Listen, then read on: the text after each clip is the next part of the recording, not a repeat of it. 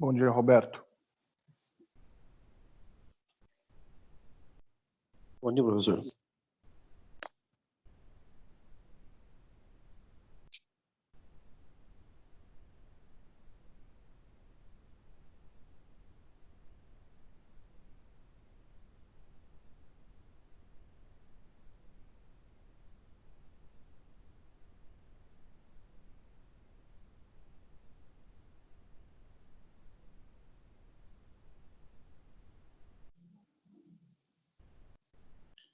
Senhores, vamos lá?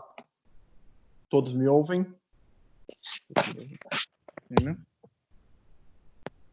Sim, professor.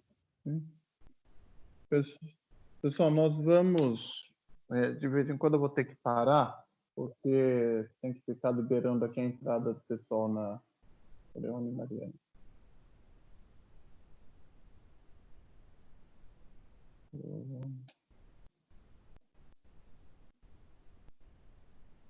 Cleone Mariana, bom dia. Bom dia, professor. Bom dia. Senhores, ontem nós... peço desculpa a vocês ontem, porque parece que caiu energia em São Paulo inteiro, né? E vários locais acabou ficando sem energia e nós tivemos um problema no final da nossa aula. No entanto, nós já tínhamos terminado de fazer a revisão das 11 questões, ainda bem, das 10 questões, ainda bem que deu tempo de passar todas. O que ficou faltando era um dado estatístico que eu vou mostrar para vocês nessa apresentação e depois eu mando, eu não me recordo se eu já mandei o material para vocês, eu já mandei de Direito Constitucional, mandei. Então, se vocês olharem lá em Direito Constitucional, eu já mandei, tem o gabarito de cada uma das questões e a quantidade de acertos em que a turma teve. Eu vou passar pelas questões de Direito Civil e se eventualmente algum aluno não conseguiu assistir ontem à aula ou ficou alguma dúvida que não tenha sido esclarecida, mesmo que seja de teoria de direito constitucional, pode perguntar, que daí eu vou lá até a apresentação de ontem para a gente poder esclarecer. Tá? Matéria de Direito Civil, Pessoas e Bens. Na última aula, nós fizemos a nossa avaliação da matéria de Pessoas e Bens. E hoje nós vamos fazer a discussão e a revisão das questões de prova. A prova ela foi elaborada também com 10 questões, como foi a prova de Teoria Geral de Direito Constitucional. As questões estavam pontuadas de 1 a 10. No entanto, como a pontuação da prova de vocês, lá no AVA, ela é pontuada de 0 a 1000, a nota de vocês ela foi considerada como 100, cada ponto era considerado como 100 pontos. Então, quem tirou 1 na prova ficou com 100, quem tirou 10 ficou com 1000, quem tirou 5 na prova ficou com 500. Tá? Só foi feita a transferência do peso para as notas que vocês tiraram. Tá? Eu acho que todos devem ter conseguido visualizar a nota que está disponível no AVA. Se alguém não conseguiu visualizar a nota, me avisa para que eu possa regularizar a pontuação de vocês. Então, vamos lá. Eu percebi pelo desempenho de prova que na matéria de Direito Civil, Pessoas e Bens, vocês sentiram uma facilidade maior, eu percebi que teve uma quantidade de acerto maior na matéria de Pessoas e Bens, até porque ela tem uma simplicidade maior do que Direito Constitucional.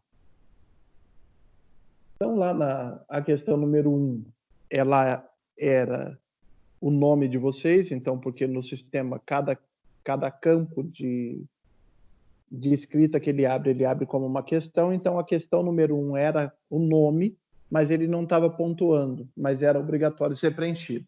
E aí as questões, elas começaram do número 2 e foram até 11, completando 10 questões. Então, estavam lá. O artigo 1 da LINDB estabelece que, salvo disposição contrária, a lei começa a vigorar em todo o país 45 dias depois de oficialmente publicada. É correto afirmar que, na alternativa A lei somente poderá vigorar em todo o território nacional após 45 dias da sua publicação. Aqui seria sem exceção. Esse C é sem exceção. Saiu um erro. Letra B. Em regra, o vacatio legis será de 45 dias. Letra C. O legislador deverá, ao criar a lei, determinar um tempo obrigatório entre a publicação da lei, entre a publicação e a vigência da lei, que não poderá ser inferior a 45 dias. E a letra D, o vacatio legis é um período entre a publicação e a revogação da lei. Alguém gostaria de tentar responder essa questão?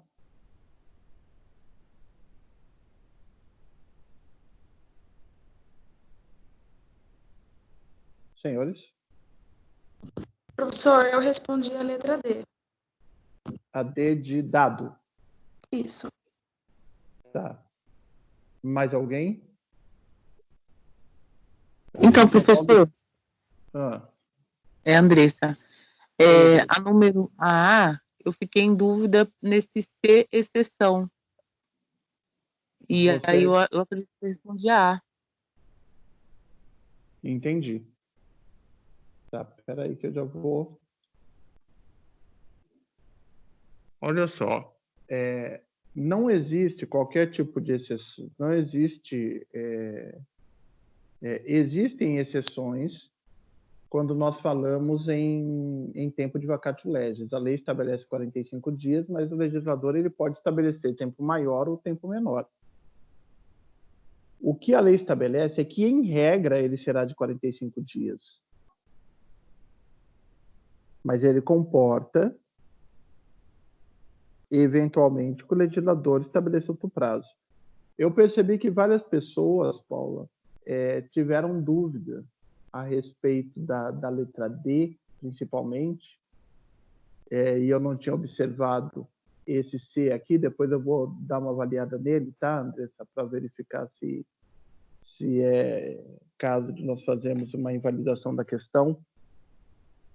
Pelo seguinte, Paula, o vacatio legis, ele é o período entre a publicação e o início da vigência. Ele não é a publicação e a revogação. Lembra? A lei é publicada. Após a sua publicação, existe um espaço até a sua vigência. E aí, a lei entrando em vigor, o vacatio legis acaba. Aí ela fica vigente até que ela possa, eventualmente, lá na frente, ela ser revogada. Então, o vacatio legis ele está compreendido entre a publicação e o início da vigência. Deu para entender? Deu, professor. Tá? Então, a alternativa aqui seria a alternativa B. Depois eu vou avaliar se esse C, exceção, se ele invalidaria a questão ou não, e aí eu comunico vocês, tá bom? Ô, professor. Pois não. É o Roberto aqui. Foi essa que eu fiquei em dúvida, que eu joguei na C. Que você ficou em dúvida, tá? E eu assinalei a C. O legislador deverá criar a lei, ao criar a lei, determinar por conta do tempo, obrigatório entre a publicação e a vigência da lei, que não poderá ser inferior a 45 dias. Entendi. Muito embora aqui, Roberto, mas se invalidar, a gente invalida a questão toda e aí a pontuação entra. Mas na questão C, ele coloca, e está muito claro, que ela não poderá ser inferior a 45 dias, o que não poderia ser. Tá? Inferior a 45 dias, é permitido que tenha o vacatio legis inferior a 45 dias. Tanto é que ele fala o seguinte, 45, mas salvo disposição contrária. Se o legislador falar que é zero. Entendeu? Mas fiquem tranquilos, eu vou revisar isso aqui. Pois não? É por isso que o se exceção, para mim, eu entendi que seria salvo disposição contrária. Entendeu? Salvo na, né? Não, É. perfeito. Eu vou dar uma olhada nessa questão, e aí conforme for eu invalido ela e aí eu faço a retificação da nota na nota de todo mundo que tenha eventualmente não tenha assinalado a letra B. Porque daí, se eu invalidar, quem assinalou a letra B não altera, porque está certo mesmo, e quem errou, aí entraria a pontuação. Mas aí eu comunico vocês. Até a próxima aula eu comunico vocês a respeito. Tá bom?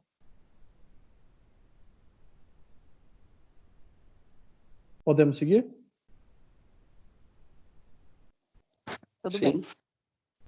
Olha só. Nessa questão, e era esse quadro que eu queria mostrar para vocês ontem, eu recebo a informação quanto a erro e acerto referente à questão feita. A alternativa aqui, ela aparece o gabarito como sendo B, e aí vem o gráfico me mostrando quantas pessoas assinalaram a A, quantas a B, quantas a C e quantas a D.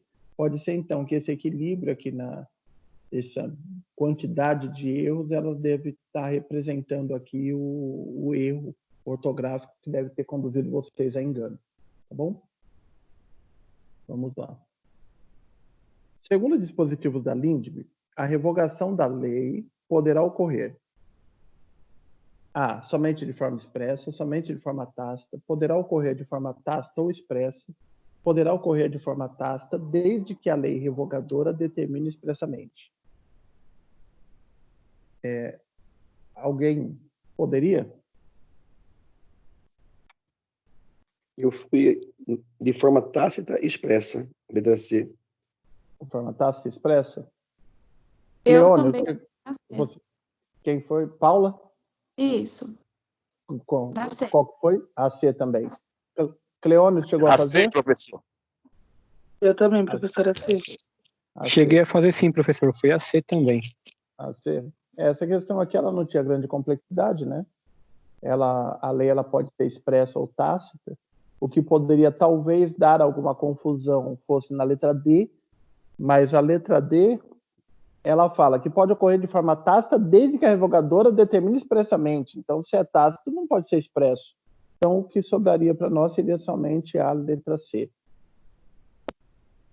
Mesmo assim, olha só, nós tivemos 17 alunos que responderam aqui a letra C, mas nós tivemos uma quantidade também de alunos que vieram na letra A, B e D. O que eu notei, senhores, é que nós, muito embora nós tenhamos ali uma quantidade de alunos assistindo efetivamente a aula de 12, 13 alunos, a prova nós tivemos uma realização de 25 alunos que realizaram a prova. Então, a gente tem aí uma quantidade de alunos que devem estar fazendo tudo sem direcionamento e talvez possa estar refletindo esses erros que nós tivemos a mais.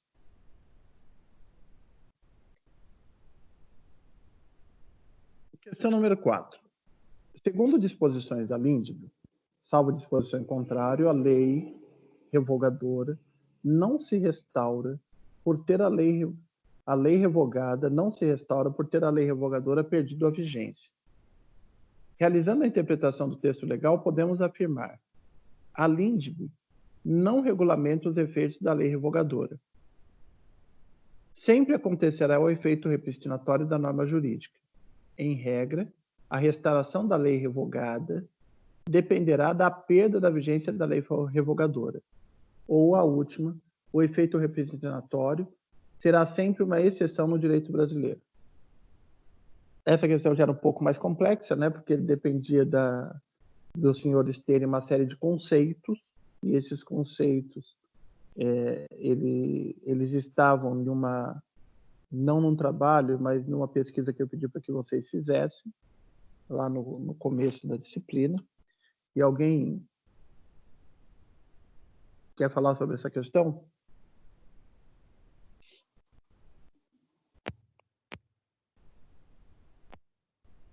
Eu fui na letra D, professor.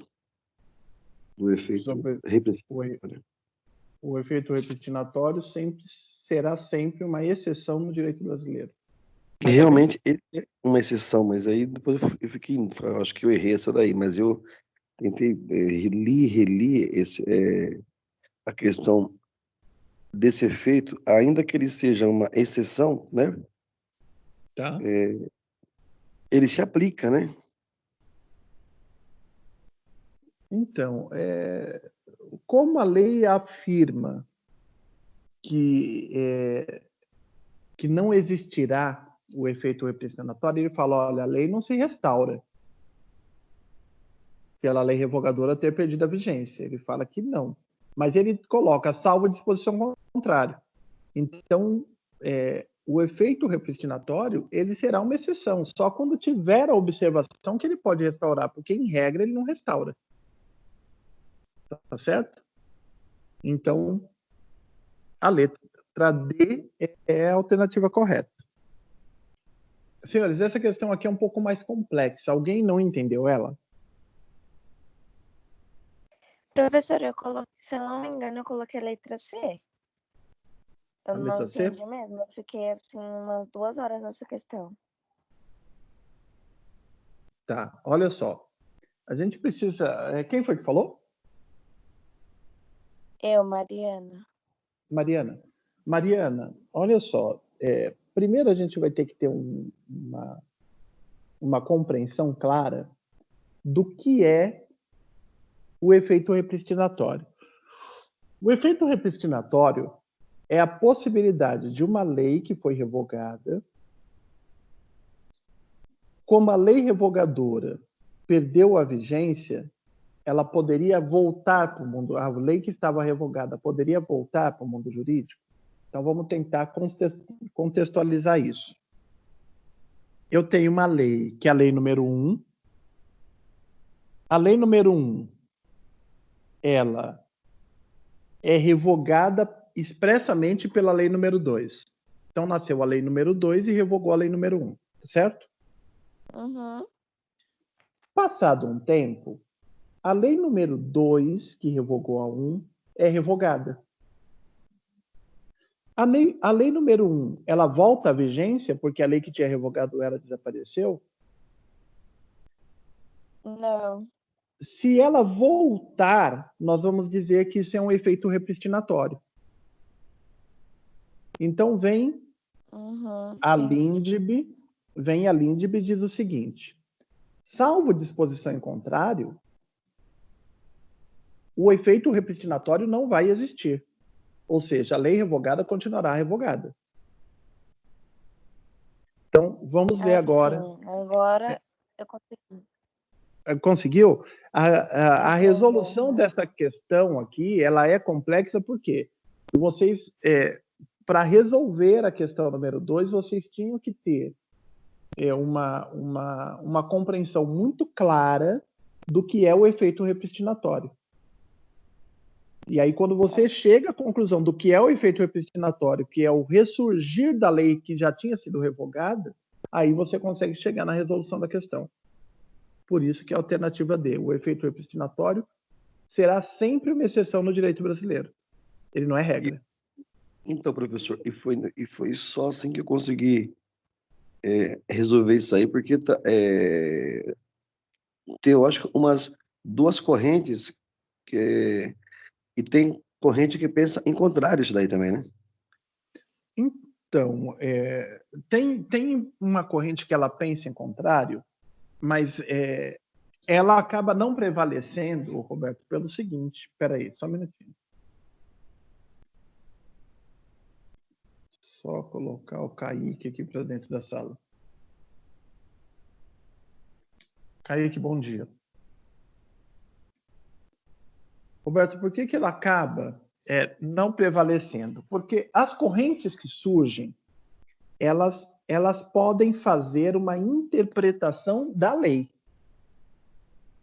Então pode surgir um autor que fala, olha, se eu ler a Lindbe, eu compreendo isso. O outro vem e fala, olha, mas se eu ler, eu compreendo aquilo. Só que a Lindbe, ela é muito clara quando ela diz o seguinte, olha, salvo disposição em contrário. Então a Lindbe autoriza o efeito repristinatório. mas ele não é regra. Ele diz o seguinte: o efeito repristinatório só vai surgir quando a lei que foi revogadora disser expressamente que a lei revogada se restaura. Agora, o que você deve ter encontrado, e é uma discussão sem fim, é quando é uma discussão sobre a inconstitucionalidade de uma lei. Aí a gente entra numa discussão que não tem fim. Essa discussão é a seguinte. Vamos lá. Senhores, alguém não está acompanhando? Não está conseguindo acompanhar o que eu estou falando? Senão eu tento ir um pouco mais devagar. Vamos imaginar que existe uma lei número 1, viu, Roberto? Tem uma lei número 1 e a lei está lá. Posteriormente, surge a lei número 2 e revoga a lei número 1. E ela não fala nada quanto à sua revogação, que a lei que ela revogou ela vai se restaurar. Então, em regra, não tem efeito repristinatório.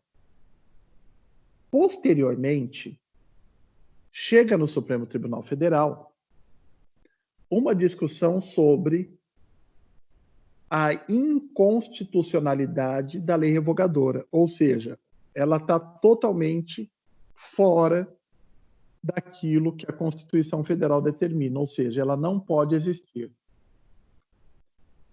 Quando é declarada a inconstitucionalidade, eu não estou falando de revogação, eu estou dizendo que é como se ela nunca tivesse existido, a lei revogadora, porque quando eu declaro a inconstitucionalidade dela, ela desaparece do mundo jurídico, porque ela está sendo contrária à Constituição Federal. Na declaração de inconstitucionalidade, o efeito repristinatório, ele se aplica?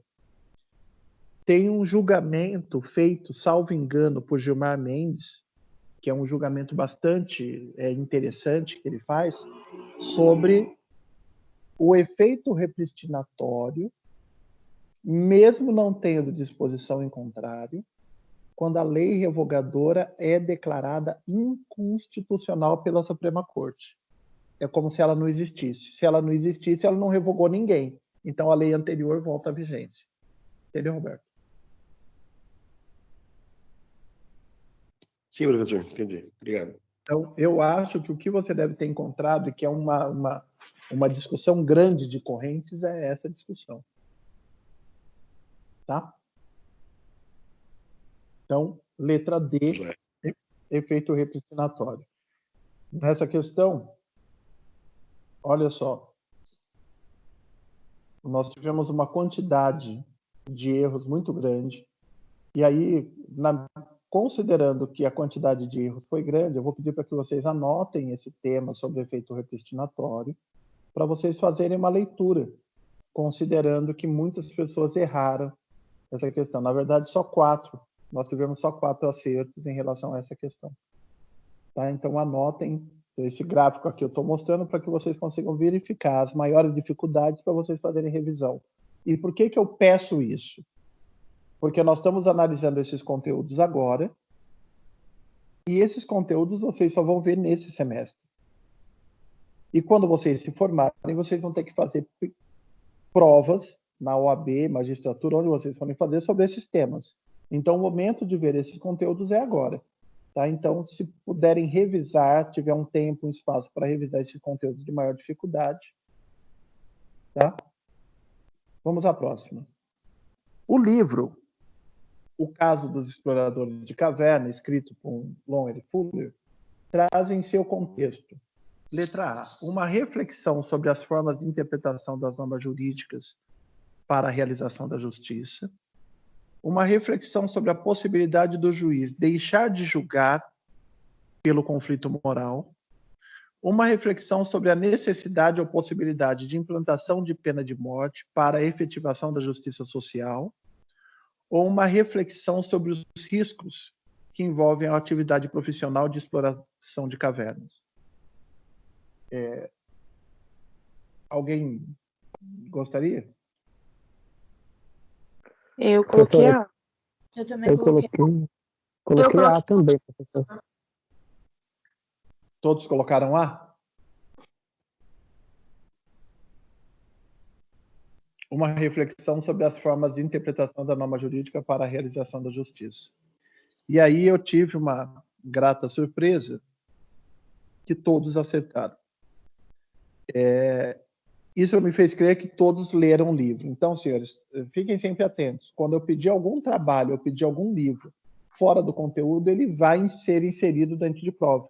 Porque a única forma de eu medir se os senhores tiveram acesso àquele conteúdo. E aqui todos acertaram. Tá? Então não precisam ler de novo o livro, não. Quanto à personalidade civil, questão 6. Quanto à personalidade civil, assinale a alternativa correta. A personalidade civil surge aos 16 anos completos, quando o sujeito pode praticar atos jurídicos de forma assistida. Surge com o nascimento com vida. Surge aos 18 anos completos, quando o sujeito poderá praticar todos os atos da vida civil. Ou D, surgirá com a concepção no útero materno, quando o sujeito terá direito à vida. Alguém se habilita? Eu coloquei a B. Eu respondi B. B. Professor, eu fiquei um pouco confuso, porque eu também iria responder a B, só que eu andei dando umas pesquisadas e eu vi que tem leis que garantem desde a concepção, que é o nascituro, alguma coisa assim. Aí eu respondi a D, mas eu acho que eu fiquei um pouco confuso. Tá. Olha só, quem está falando é o Cleônio. Isso. Tá, Cleônio, olha só. Personalidade vem de ser pessoa. E a partir de que momento o direito civil reconhece o sujeito como pessoa? Ele só reconhece a partir do nascimento com vida. O que você encontrou nas suas pesquisas falando que era desde a concepção no útero materno? O que você encontrou é porque o artigo 5º da Constituição, perdão, artigo 1º, artigo 5º da Constituição, ele diz o seguinte: a personalidade surge com o nascimento com vida. No entanto, a lei já assegura os direitos do nascituro desde a concepção no útero materno. Então, ele faz um recorte muito claro. Ele diz o seguinte: a personalidade é só a partir do nascimento com vida. Mas quando tiver a concepção no útero materno, nós vamos fazer a proteção desse feto como um direito que nós vamos chamar de direitos do nascituro. Mas se ele eventualmente não nascer vivo, aquela expectativa de vida e de direitos que ele poderia ter desaparece. Então, exemplo, a gente comentou muito isso durante a aula, quando nós falamos de uma sucessão, direito a receber herança. A herança fica guardando a expectativa do nascimento ou a expectativa do surgimento da personalidade. Então, enquanto está no útero materno, ele não pode receber a herança, porque não nasceu, mas a lei resguarda o patrimônio aguardando o seu nascimento. Se ele nascer com vida, ele recebe. Mas se ele nascer morto, ele nunca teve personalidade. Logo, ele não receberá patrimônio nenhum. Deu para entender isso? Deu sim. Deu? Então, o direito, a personalidade, ela só surge para o direito brasileiro com o nascimento com vida.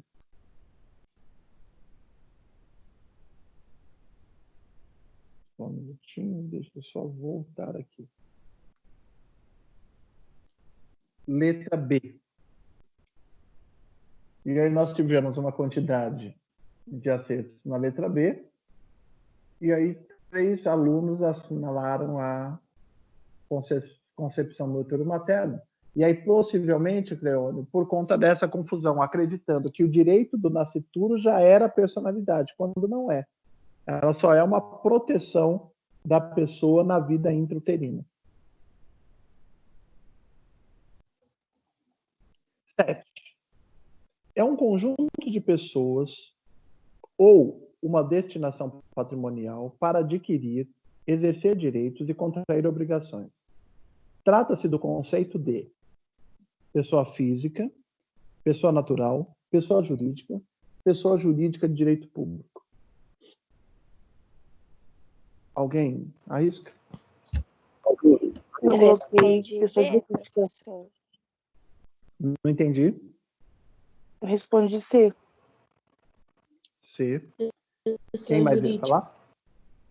Pessoa Eu jurídica. coloquei Quem mais? pessoa natural, B. Pessoa natural, B. Pessoa natural. Tá. Senhores, olha lá, olha só. Pessoa física e pessoa natural são expressões sinônimas, é a mesma coisa. Então, pessoa física e pessoa natural, nós estamos falando do ser humano. E eu não posso entender que a pessoa física, também conhecida como pessoa natural, é um conjunto de pessoas. Na verdade, o conjunto de pessoas é a pessoa jurídica. Porque não necessariamente a pessoa jurídica é de direito público. Não necessariamente a pessoa jurídica é de direito público, porque nem sempre a pessoa jurídica é de direito público, que nós vamos ver lá na frente, até porque nós não chegamos a estudar ela. Ela é um conjunto de pessoas. Mas a pessoa jurídica é um conjunto de pessoas ou uma destinação patrimonial. Então, a alternativa correta é a alternativa C. Tá? Tenham sempre em mente, pessoa física e pessoa natural são expressões sinônimas. Se eu falar pessoa física ou falar pessoa natural, eu estou falando a mesma coisa. E aí, nós tivemos 18 pessoas que responderam de forma correta, 4 que responderam pessoa natural e 3 que responderam pessoa jurídica de direito público. Podemos seguir? Sim, professor. Capacidade civil é caracterizada pela possibilidade de exercer os direitos e as obrigações da personalidade civil.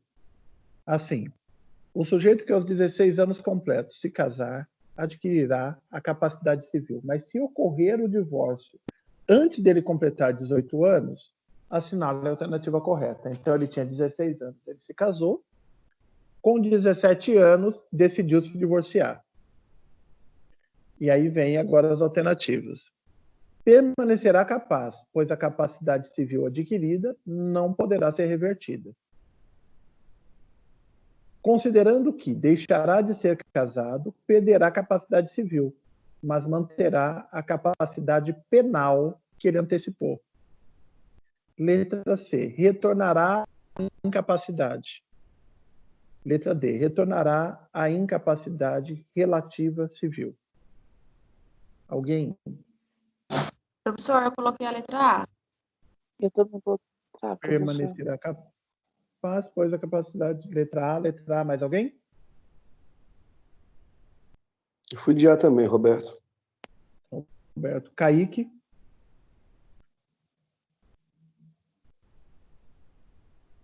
Kaique. Coloquei A também, professor. Bom dia. Bom dia. Letra A. Perfeito. Letra A, 21 alunos responderam a letra A, correto. Aí nós tivemos 2, 1 e 1 erraram, mas a grande maioria nós tivemos acerto nessa questão. Cleônio conseguiu acertar essa? Consegui sim, professor. Coloquei a letra A também. Letra A. Tá bom. João?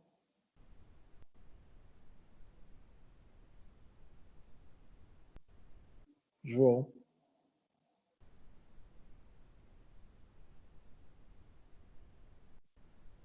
Não está aí. Francisco, tá por aí? Tô, professor. Letra A. Letra A. Tá bom.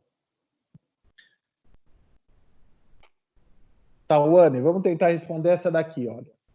Segundo o Código Civil Brasileiro, são consideradas exceções à regra da capacidade civil, tornando o sujeito relativamente capaz.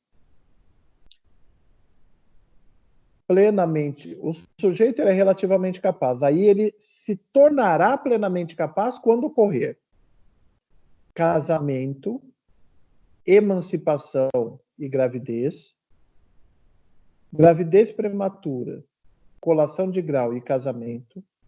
Letra C, colação de grau, emancipação e exercício de emprego público efetivo. Letra D, colação de grau, emancipação, casamento e exercício de emprego público comissionado. Tá, ordem? Oi, eu respondi letra C, professor. Letra C, Paula? Também foi a letra C, professor. Também C. Mariana? Também, professor, eu coloquei letra C. Isso mesmo. O que poderia dar alguma confusão aqui, a gravidez não antecipa a capacidade, gravidez ela entra 2 vezes aqui, não anteciparia. O que poderia dar alguma dúvida era o exercício de emprego público. Aqui ele entra efetivo e aqui comissionado. O comissionado não traz a capacidade somente quando ele for efetivo. Então, a única alternativa seria a alternativa C. Essa questão, senhor, só um minutinho, que tem alguém querendo entrar aqui.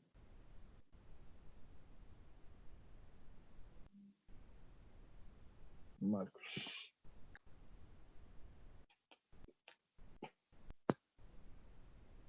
Olá, Marcos. Bom dia. Bom dia, professor. Bom dia. Olha só. Então, peraí.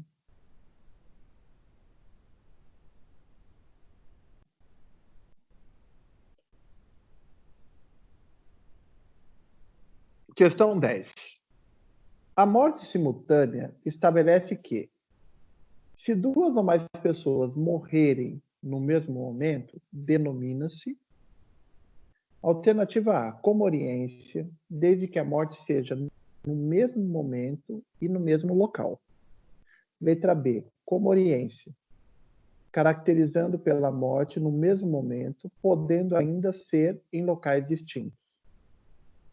Letra C, vacatio legis, desde que a morte seja lavrada em certidão de óbito no mesmo cartório e no mesmo dia. Letra D, comoriência, podendo ser caracterizada inclusive se a morte ocorreu entre pessoas sem qualquer grau de parentesco. Roberto? Professor, essa daí me confundiu bastante. Confundiu? Confundiu. Mas eu respondi a B. Desculpa. Uma que a gente consegue já descartar direto é a C, né? A C é o maior absurdo da face da Terra. Professor, eu coloquei a letra B. A letra B? Isso. Coloquei a B. Colocou a B. Eu também coloquei a B, professor. Letra B. Olha só. A Andressa, que tinha falado da dúvida, né, Andressa? Sim. Andressa, olha só. Na alternativa A, ela diz o seguinte. Espera aí. Espera só fechar o áudio aqui, que tem alguém com o áudio aberto. Fechou? Na letra A, Andressa, ela diz o seguinte, olha, comoriência, ela acontece desde que a morte seja no mesmo momento e no mesmo local. Na verdade, o que é a comoriência? A comoriência é a morte simultânea entre pessoas que tenham grau de parentesco entre si, porque foi uma forma criada de estabelecer quando que a herança será ou não será transmitida.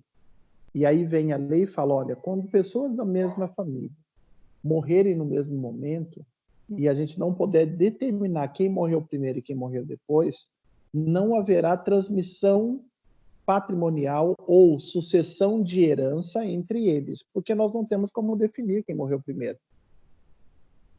Considerando isso, o que faz a lei? Olha só, Andressa, se a gente está tentando resolver o problema de pessoas da mesma família que morreram ao mesmo tempo para resolver a questão de herança, faz alguma diferença se essas pessoas morreram no mesmo local ou em local diferente? Não, não. Não. Então, olha só, a gente exclui a alternativa A. Comoriência desde que a morte seja no mesmo momento e no mesmo local. Não precisa ser no mesmo local, ela tem que ser no mesmo momento, porque é isso que dá confusão na sucessão. Se for em local diferente, não tem problema nenhum. Aí vamos pular a B. Vacatio legis, desde que a morte seja lavrada, então, vacatio legis... Pois não, quem ia fazer pergunta? É a Paula. Não, é só um aviso aqui. O João, ele pediu para avisar que ele está ouvindo, porém ele não consegue responder. E está dando problema no áudio dele. Ah, tá bom. Tá bom? Perfeito. Tá, obrigado, viu? Nada. Olha só, Andressa, vacatio legis. Desde que, então, vacatio legis não tem nada a ver com morte. Vacatio legis é o período lá entre a publicação e o início da vigência da lei. Lembra? Andressa? Tudo bem, professor. A Tawane que tinha dúvida nessa questão, mas não tem problema aqui. Era a Eu tenho Tawane? Isso. Me perdoe. Então vamos lá, Isso, Tawane. professor, Então, fui eu. olha só, Tawane. Então, ó, vacatio legis a gente exclui, porque vacatio legis não tem nada a ver com morte. Certo? Sim, a minha dúvida é entre a A e a B mesmo. Ah, era entre a A e a B? Isso. Perfeito. Então, olha, mesmo que sejam em locais distintos, a lei regula, porque o que ela está querendo, organizar é o momento da morte para estabelecer se haverá sucessão entre as pessoas. Tá? Então, quando a gente pega lá na lei, a lei deixa bem claro, mesmo que sejam em locais distintos. Tá certo? Olha só. Sim, entendeu. Comoriência, a letra B. E aí nós tivemos 16 alunos que responderam a letra B, 8 responderam a letra A por conta dessa proximidade, né, que poderia ocasionar dúvida. Nenhum aluno respondeu a letra C, graças a Deus. E a letra D, nós tivemos um único aluno que respondeu a letra D. Tá? Mas a grande maioria conseguiram identificar a resposta correta. Questão 11. Segundo o Código Civil Brasileiro, a declaração de morte presumida poderá ser declarada sem a decretação da ausência. Então, o que é isso? Decretação da ausência. Nós não temos certeza se a pessoa morreu ou não, nós não temos segurança da morte dessa pessoa, ela simplesmente desapareceu. Então, antes de declarar a morte presumida, nós precisamos decretar que ela é uma pessoa ausente. Então, a gente passa por um tempo em que a gente decreta ela como ausente, aí ela não aparecendo, aí a gente vai para a segunda etapa, declarando ela como presumida. Então, para declarar a morte presumida, a gente passa por 2 etapas antes de declarar a morte, para não ter problema de declarar a morte, depois a pessoa aparece reivindicando o direito dela. Então, olha só, se nós falarmos em declaração de morte presumida sem a necessidade de declaração de ausência, significa que a lei está excluindo a necessidade de declarar a pessoa como ausente, porque, em hipótese, a certeza que ela morreu é muito grande. Por isso que ela dá a possibilidade da decretação de ausência, de morte presumida, sem declarar a ausência. Agora, quando a dúvida for grande, tem que declarar a ausência primeiro. Então, quais são as hipóteses em que não precisará declarar ausência e a gente poderá declarar a morte presumida direta? Alternativa A. Se alguém desaparecer em campanha ou feito prisioneiro, não for encontrado até 1 ano após o término da guerra. Se alguém sair de casa e não deixar paradeiro, sem manter contato com familiares pelo período de 2 anos. Se alguém deixar o lar e não deixar paradeiro, sem manter contato com familiares pelo período de 5 anos, se alguém desaparecer em campanha ou feito prisioneiro, não for encontrado até 2 anos após o término da guerra. Professor, eu coloquei a letra A. Colocou a letra A. Eu coloquei a letra D. A. Quem colocou a D? Alane.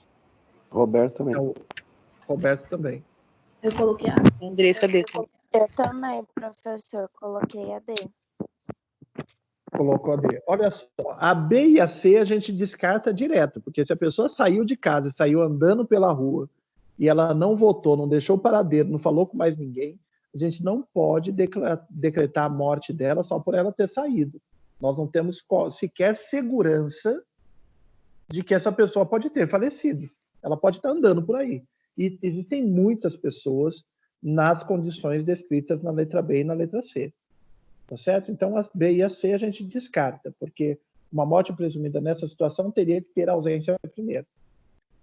A questão A e a D, a alternativa A e a D, ela traz confusão, porque as duas se tratam a mesma situação, pessoa que desaparecer em campanha ou foi feito prisioneiro de guerra e não foi encontrado. Na alternativa A, 1 ano após o término de guerra, e na alternativa D, 2 anos após o término de guerra. E aí a gente precisa ir para a lei.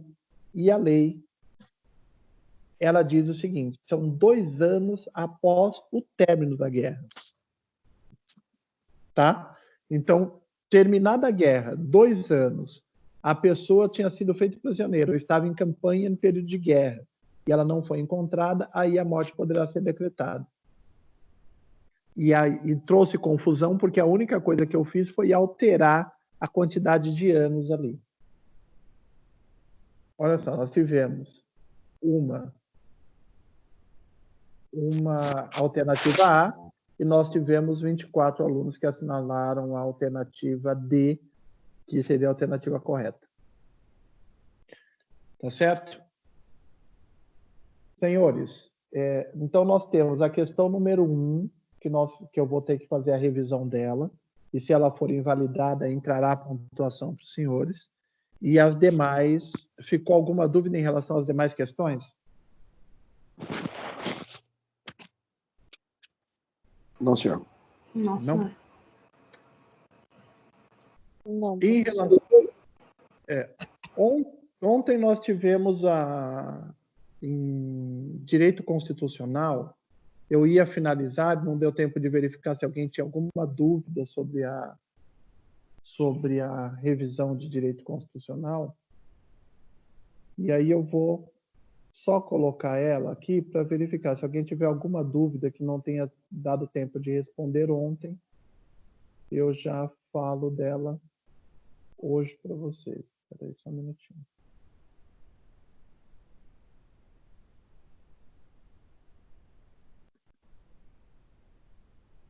Professora Andressa, Oi, Andressa.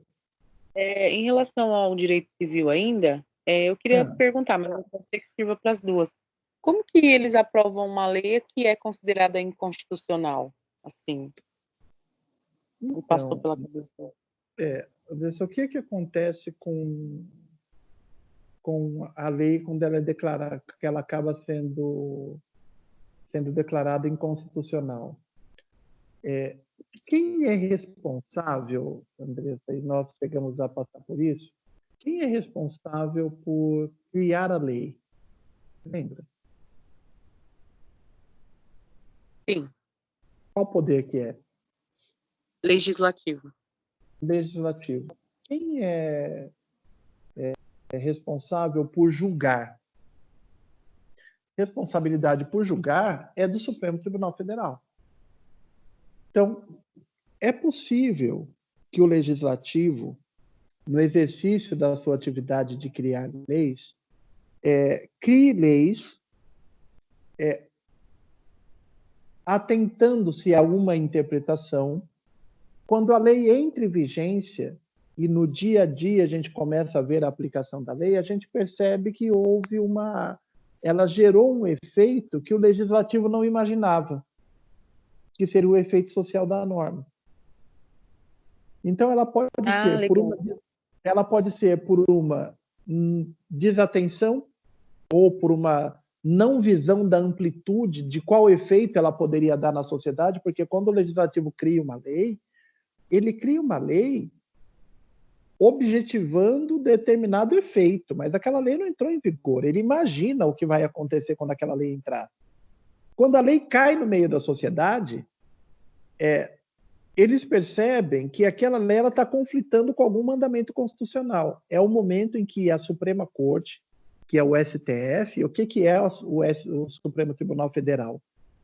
Todo mundo acha que o Supremo Tribunal Federal ele é como se fosse uma instância judicial. Então, a gente entra com uma ação judicial, a gente vai para a segunda instância, e aí chega na terceira instância, que seria a Suprema Corte.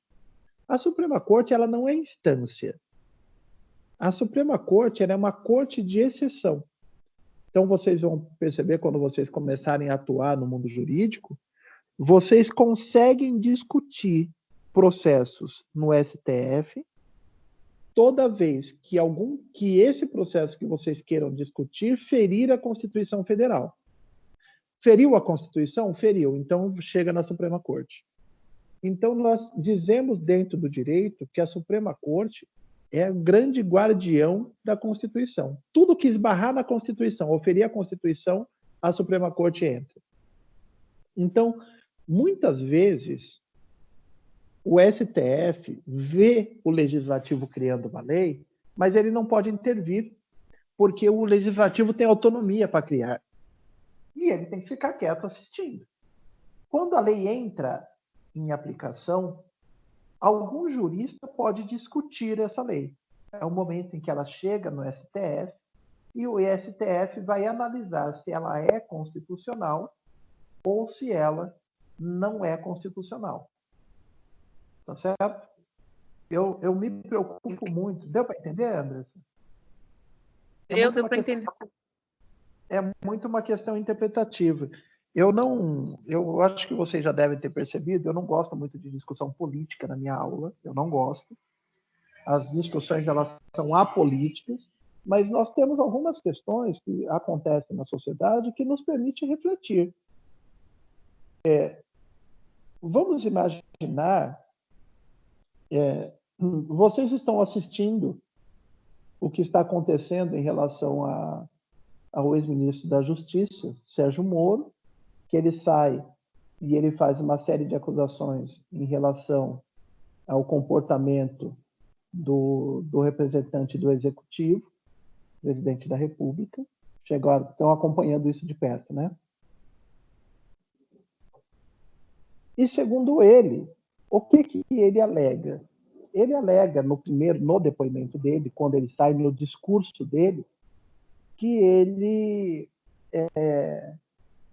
está saindo porque o Poder Executivo está tentando intervir na Polícia Federal, que tem que ter autonomia. Nesse momento ele sai, o diretor da Polícia Federal também abandona a função, saem os dois, vão embora, e aí chega na mão do Executivo para fazer novas nomeações.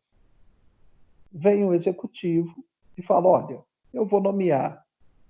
E aí ele faz o advogado-geral da União, é nomeado como ministro da Justiça e começa agora a discussão do diretor da Polícia Federal, que entra o Ramagem, que era grande discussão, porque não queriam que ele entrasse. Enfim.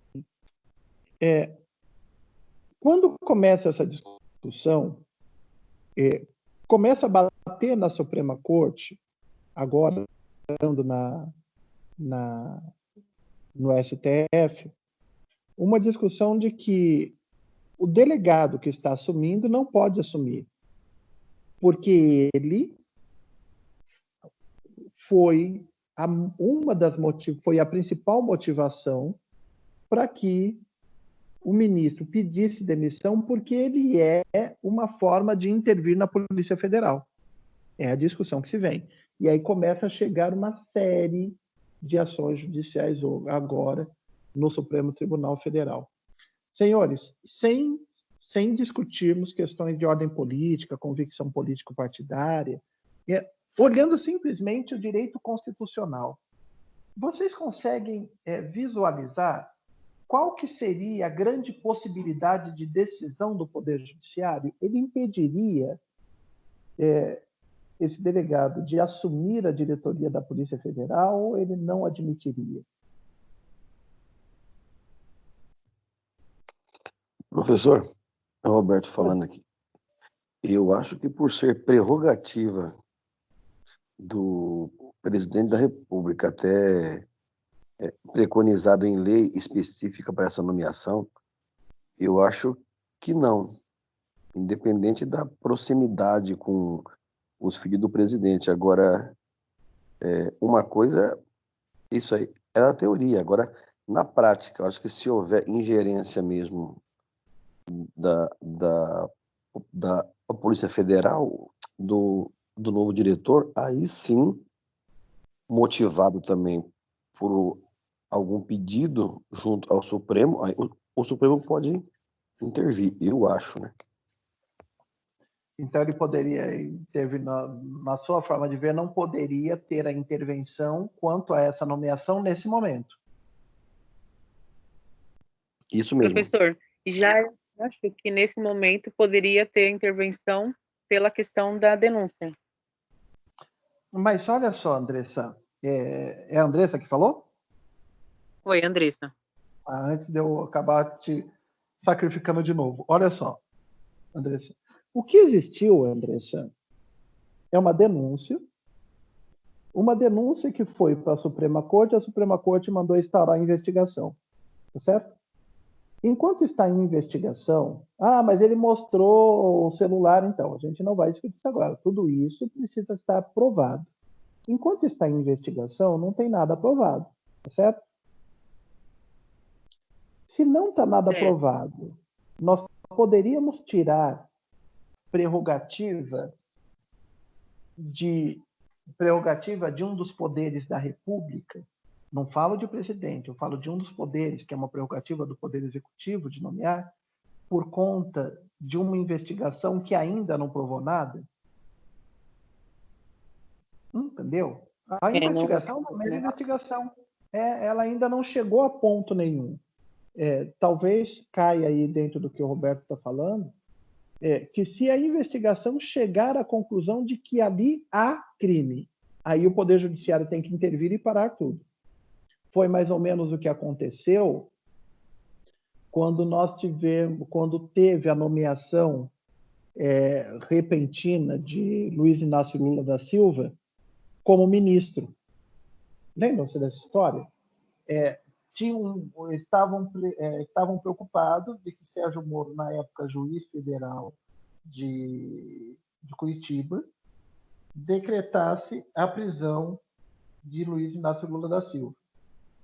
Segundo o que diz, ele foi nomeado ministro, porque sendo nomeado ministro, ele não poderia mais ser julgado por Curitiba, ele teria que ser julgado por Brasília.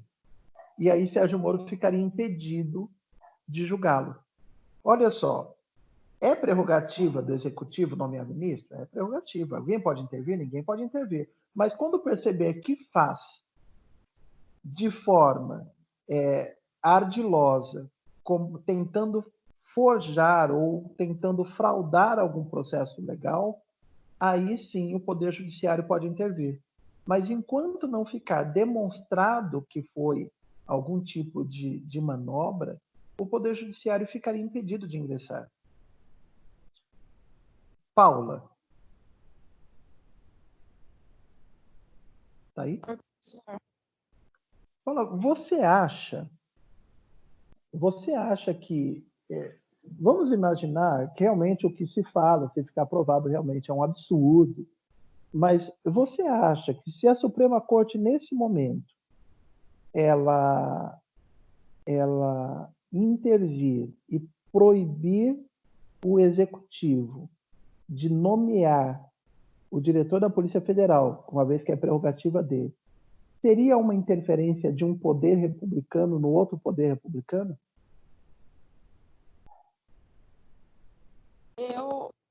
Eu acho que não. Sem ter o julgamento? olha só, o executivo, o chefe do executivo, o presidente da República, não foi julgado, condenado a nada. Por enquanto, o que tem são alegações que está sendo investigado.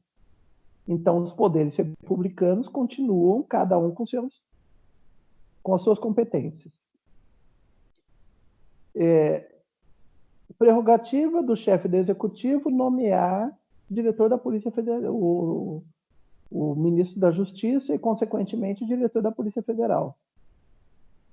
O judiciário poderia entrar e proibir o executivo de nomear o diretor da Polícia Federal sem que o executivo tenha sido julgado? Percebe? O judiciário começa a entrar dentro da competência do Poder Legislativo. E nós vimos que os poderes, eles não intervêm um dentro do outro. Eles só vão intervir em casos extremamente excepcionais, que, se vocês olharem o que está sendo discutido o artigo 1º da Constituição, o artigo 3º, que é aqueles artigos que nós vimos. Então, se ele intervir nesse momento sem um julgamento, o que vai ter é o poder judiciário intervindo dentro do poder executivo. Então, senhores, acompanhem esse julgamento, mas esse julgamento ele só vai desencadear em 2 caminhos. Ou o judiciário vai olhar e falar, olha, eu não posso intervir, porque isso é um poder, é uma prerrogativa do poder executivo, e que se eu intervir, eu estou intervindo dentro de um outro poder republicano, que eu não posso fazer porque ele tem soberania, ele tem autonomia para fazer. Ou, se surgir algum outro indício, anotem aí, eles vão sair pelo artigo 37 e falar, olha, tem que existir moralidade no momento de nomear. Se ele encontrar alguma imoralidade, aí ele pode, talvez pela imoralidade, mas com algum indício maior, eles podem intervir, considerando que o ato está sendo um ato totalmente imoral. Mas daí precisa de maiores elementos, né? Tá? São os caminhos que vão acabar encontrando. Tá? Mas que passa por dentro dessa matéria que nós estamos vendo de direito constitucional. Senhores, olha só, ficou claro a pergunta que tinha lá da inconstitucionalidade? Para mim, Professor, posso tirar só mais uma dúvida que surgiu agora? Deve. Eu concordo com o colega que assim não fizeram nada inconstitucional no momento, então não tem por que negar que ele seja o delegado da Polícia Federal, enquanto não saia. Enquanto não saia, perfeito. Exato. Mas existe alguma coisa que pode ser feito, por exemplo, para que ele mesmo não julgue esse caso? Porque se, por exemplo, está tendo uma investigação e essa investigação vai ser feita pela própria PF. No caso, vai ser feita pela própria pessoa que estão acusando de ter, no caso, um parentesco ou uma proximidade com o presidente. Pode ter alguma coisa que eles façam para que eles não façam isso, outra pessoa faça? Mas quem é o Cleônio que está falando? Isso. Cleônio, olha só, a polícia não julga nada.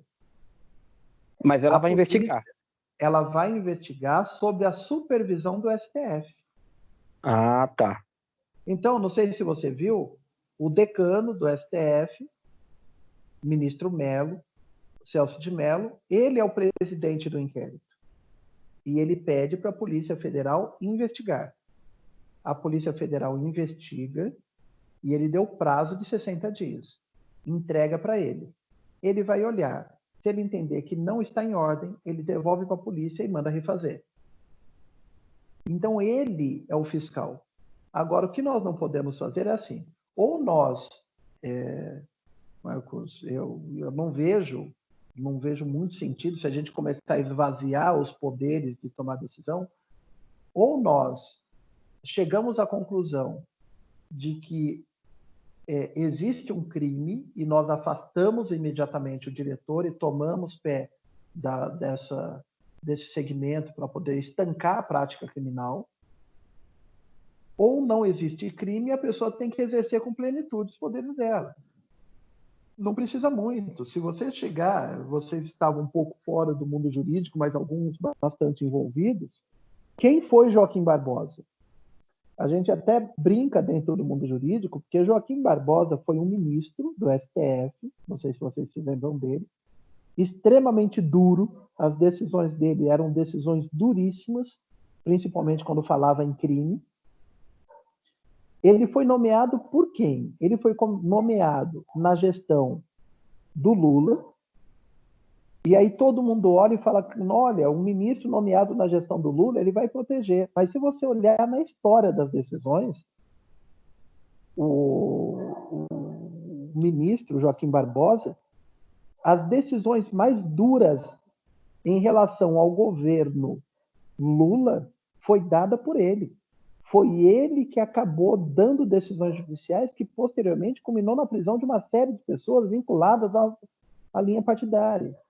Então, dentro do direito, nós temos essa visão muito clara de que as pessoas vão se conhecer, de que as pessoas têm relacionamento e contato, mas isso não significa que o fato delas se conhecerem vai contaminar a decisão que elas vão tomar.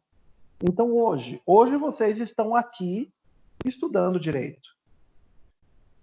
Vocês vão sair e vocês vão cada um para um canto do mundo jurídico. Uns vão ser advogados, outros vão ser promotor, outros vão prestar concurso para ser juiz, outro vai ser promotor de justiça.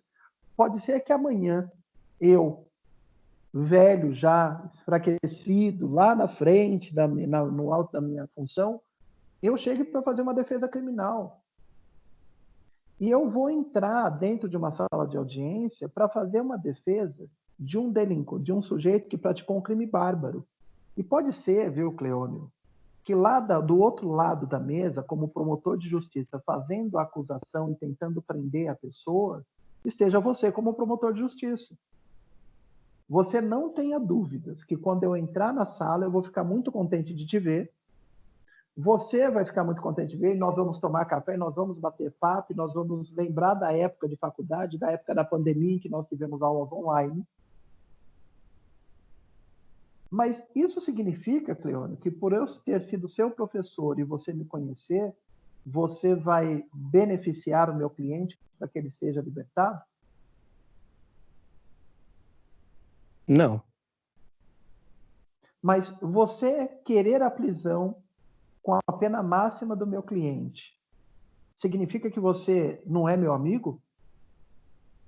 Também não.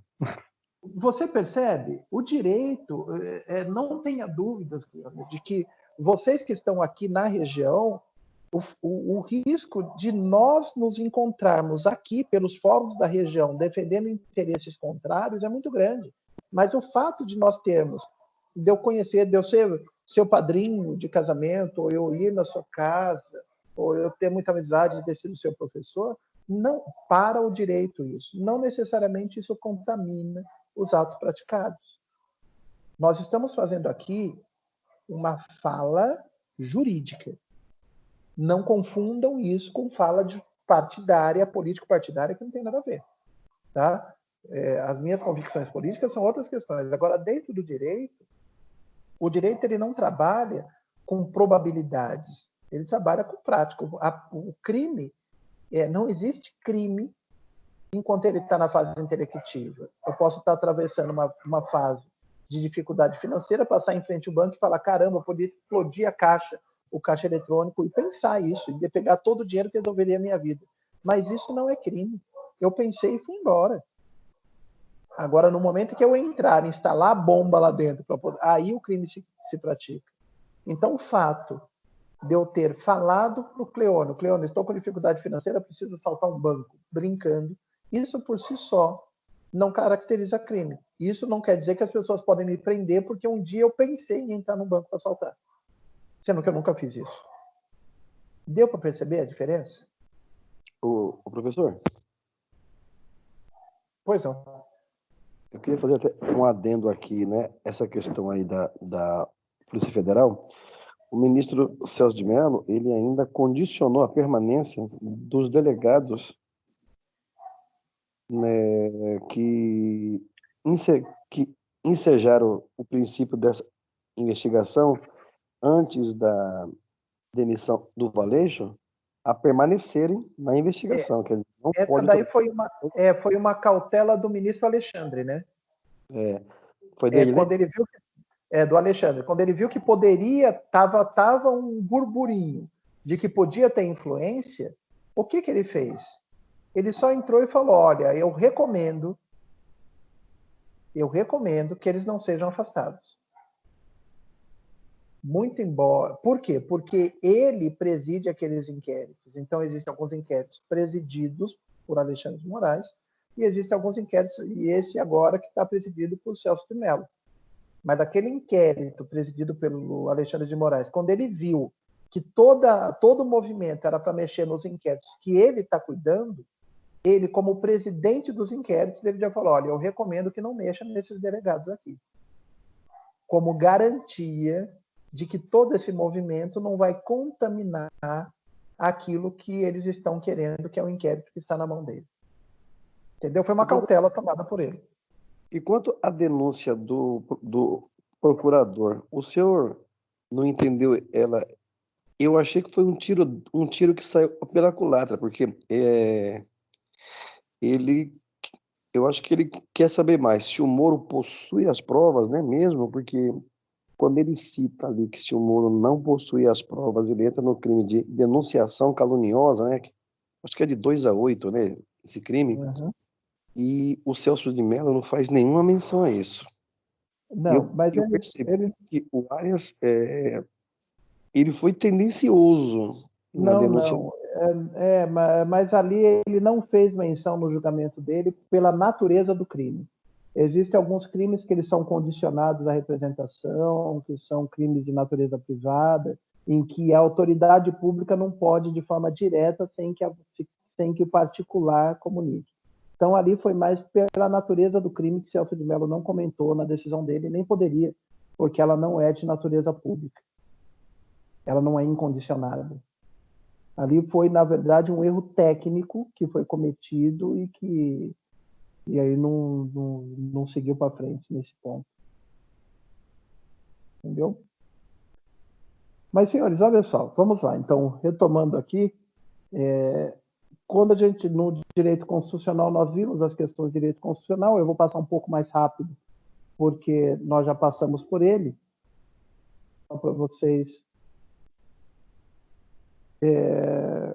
Na hierarquia das leis, a Constituição está, e aí vem, abaixo das emendas constitucionais, no topo da hierarquia, abaixo das emendas e das leis complementares, ou não está na hierarquia. E aí que ela vem, ela está no topo da hierarquia das normas, e o que eu inseri que não estava no slide é esse gráfico mostrando a quantidade de acertos. Tá? E aí eu já mandei para vocês o PowerPoint com esse gráfico, e ele marca aqui para vocês qual que é a alternativa correta, porque no slide, quando vem para vocês, ele vem desse jeito, não vem marcando. Então, vocês, se quiserem refazer e depois olhar os gabaritos, vocês conseguem fazer por aqui. Mandamentos nucleares do sistema, e são mais diretivas, uma vez que as regras são mais diretivas e objetivas, e aí aqui, mandamentos nucleares são os princípios. E aqui a gente até comentava que o próprio enunciado, quando fala eles orientam, ele já remete ao plural, que são os princípios. E aí vem o gráfico mostrando a quantidade de acertos. É a forma de governo eleita pelo legislador constitucional com a finalidade de organizar politicamente o Estado. Governo republicano e a quantidade de acertos. 17 acertos. Montesquieu foi um político, filósofo e escritor francês que ficou famoso pela teoria da separação, unificação, interpretação ou separação da Câmara Legislativa e Senado Federal. Ele, na verdade, discutia a separação dos poderes. E aí, letra A, todos acertaram. E aí vem proposta de emenda constitucional que discutiu a PEC do orçamento de guerra, por conta do Covid-19, ela foi criada por conta do poder constituinte, poder executivo, judiciário, constituinte derivado. Nós vimos que essa PEC altera a Constituição Federal E aí nós temos que falar em poder. Quando mexe em Constituição, é poder constituinte. Ele é derivado ou ele é ou não é derivado? Para saber se ele é derivado ou não, o derivado é aquele que altera a Constituição, enquanto o poder constituinte é aquele que cria a Constituição. Então, a PEC ela está alterando. Então, ela é derivada. E aí vem a quantidade de acertos. Nós tivemos mais erros do que acertos nessa questão. E aí eu sugiro que os senhores deem uma estudada sobre poder constituinte e poder constituinte derivado. Direitos e garantias individuais do cidadão em forma federativa de Estado pode ser alterado por emenda exercida pelo poder constituinte derivado, não pode ser alterados por lei, poderão ser alterados por lei complementar, não poderão ser alterados por serem cláusulas pétreas, ou somente dos direitos e garantias do cidadão, pois a forma federativa poderá ser alterada por emenda constitucional. E aí vem a alternativa C, não pode ser alterado por serem cláusulas pétreas, estão lá no artigo 60. E aí, quantidade de acertos foi bem superior aos erros, 19 acertos. Se alguém quiser que pare em alguma das questões, me fale, eu paro um pouco mais, tá? Quando falamos de modelos hermenêuticos para a interpretação da Constituição Federal, temos um dos métodos hermenêuticos que estabelece a primazia do problema sobre a norma, que pode ser chamado de... Então, essa interpretação, ela parte do problema para encontrar a solução. Como ela fala da primazia do problema sobre a norma, quando a gente olha para as alternativas, o próprio nome já nos chama atenção. Modelo tópico problemático, que é a alternativa correta. E aí nós tivemos uma quantidade maior de acerto, mas também tivemos uma quantidade bastante expressiva de erros quanto ao modelo. A propriedade que as normas jurídicas possuem para gerar efeito quando ocorrer eventos por elas descritos é a força de a norma disciplinar e reger os comportamentos do mundo social, cumprindo assim seus objetivos. Tal definição denomina-se validade, publicação, vacatio legis ou vigência. Havia uma confusão aqui entre validade e vigência, mas a alternativa correta é a vigência. A lei, uma vez que ela é publicada, e ela, mesmo que ela esteja no vacatio legis, ela é válida, ela só não está vigente. E ela só consegue disciplinar e reger comportamentos no mundo social quando ela entra na vigência. Enquanto ela está no campo só da validade, não. Então, ela está no vacatio legis, ela já pode ser aplicada no mundo social? Ainda não, mas ela é válida? É. Então, a alternativa correta, vigência. Tá? Grande maioria dos alunos acertaram. As normas constitucionais de eficácia limitada podem ser classificadas em normas programáticas e normas de princípios orgânicos, normas programáticas e normas de eficácia plena, normas de eficácia plena e normas de eficácia contida, normas de eficácia contida e normas de princípios orgânicos. A alternativa é a A, e nós vimos que as alternativas B, C e D a gente descarta automaticamente, uma vez que eu estou falando de norma de eficácia limitada, e aqui, ó, na alternativa, eu digo que ela é plena, o que não é. Eu digo que ela é contida, o que ela não é. E aqui eu digo também que ela é contida, o que ela também não pode ser. Portanto, pela exclusão, só sobra a alternativa A, que na grande maioria acertaram. E por último, a questão 11, que na verdade é a 10ª, né? São normas compreensíveis de pronto e que não se sujeitam à redução do seu campo de atuação. Tal definição corresponde a norma de eficácia plena, norma de eficácia contida, norma de eficácia limitada ou vacatio legis. Vacatio legis a gente descarta automaticamente, porque não tem nada a ver com o campo de atuação de lei. Como ela é totalmente compreensível, de pronto, ela não precisa de nenhum complemento e o seu campo de atuação não está reduzido, nós estamos falando da norma de eficácia plena. E aí nós tivemos um número bastante expressivo de acerto em relação aos erros. Certo? Senhores, alguma observação, alguma pergunta? Acharam muito difícil a prova? Falando das duas? Não, professor. Não, né? As duas provas foram tranquilas mesmo. Tá, e aí eu vou fazer então uma revisão da questão número 1 da prova da avaliação de direito civil e a gente retoma normalmente os nossos conteúdos a partir da próxima semana. E os slides da aula de hoje eu encaminho ainda hoje para vocês no grupo. Tá bom? Senhores, não havendo dúvidas, estão por hoje dispensados. Professor Francisco Emerson. Francisco, fique à vontade. Professor, a respeito de um questionário valendo 500 pontos que o senhor pôs ontem no grupo, está em que seção no AVA? Questionário que eu coloquei no grupo valendo 500 pontos? É o professor Carlos, o Francisco. Carlos? Tá querendo me deixar doido, é, Francisco? Entendeu. eu já ia abrir o grupo aqui para tentar ver o que eu tinha feito. Eu já ia falar, não, tá errado. Então beleza. Tem paz aí. Pessoal, deixa eu te falar uma coisa. Olha só, os professores estão dando atividades para vocês poderem desenvolver por conta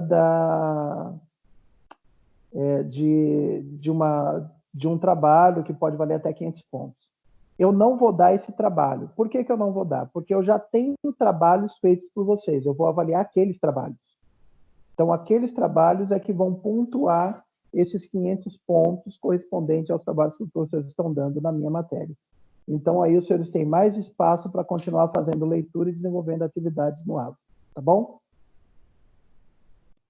Ô, professor. Tá bom, professor. Hoje eu não consegui acessar o link da aula pelo AVA. Ele fica toda hora pedindo um negócio da Microsoft e tal.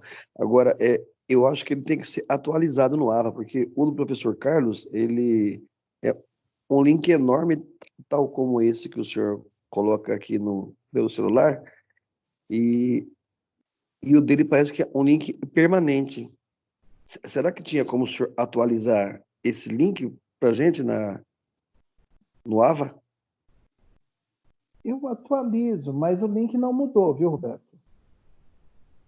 Que lá... Eu também tive dificuldade também para entrar. Eu entrei com um outro. Pelo AVA eu não consegui entrar. E pelo celular fica muito baixo. Parou de entrar pelo AVA. Mas então eu entro lá no AVA e faço a atualização do link lá. Muito embora não tenha mudado. Então eu não sei o que foi que aconteceu. Pode ser que mexendo, talvez eu possa ter alterado o link, não sei. Eu vou dar uma checada nele. E aí eu comunico vocês. Tá bom? Tá bom, professor. Obrigada. Meninos, tenham uma boa semana. Bons estudos para vocês. E até a semana que vem. Boa semana. Até semana que vem, professor. Boa semana. Obrigado. Fiquem com Deus. Até, professor. Obrigada. Amém. Você também. Até, por nada.